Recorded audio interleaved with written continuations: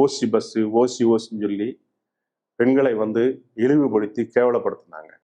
இந்த 1000 ரூபா கொடுத்தது வந்து மூத்த அமைச்சர் துரைமுருகன் என்ன சொன்னார், உங்க அம்மாவுக்கு 1000 ரூபா தர்றோம், உனக்கு 1000 ரூபா தர்றேன், நீ உன் பாய் ஃப்ரெண்டோட பேசு. இது ஒரு மூத்த அமைச்சர் பேசுற பேச்சா அது? இதுதான் அவங்களோட சாதனைகள்.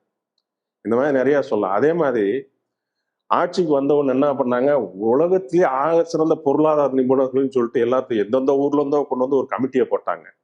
அந்த கமிட்டி என்னாச்சு? சரி ஏதோ பண்றாங்க போல் இருக்கு, உலகத்துல இருக்க பெரிய பெரிய பொருளாதார நிபுணர்லாம் வர்றாங்கப்பா, ஏதோ பண்ண போறாங்கப்பான்னா ஒரு மீட்டிங் போட்டாங்கன்னு நினைக்கிறேன். அதுக்கப்புறம் அந்த குழு என்னாச்சு, அந்த நிபுணர் குழு என்னாச்சு? எதுவுமே கிடையாது, நத்திங். அப்புறம் இன்னொன்னு பாத்தீங்கன்னா, எங்க போனாலும் வருஷத்துக்கு ஒரு தடவை பொருளாதாரத்தை இது முதலீடை ஈர்க்க போகிறேன் அப்படின்னு சொல்லிட்டு துபாயில் ஆரம்பிச்சது. ஃபர்ஸ்ட் அங்க போனாரு. அது அங்க போயிட்டு வந்தது இத்தனை 6000 சம்திங் க்ரோஸ் வந்து நாங்க வந்து புரிந்துணர்வு ஒப்பந்தம் போட்டிருக்கோம், இங்க வந்து கொண்டு வந்திருக்கோம் அப்படின்னாரு.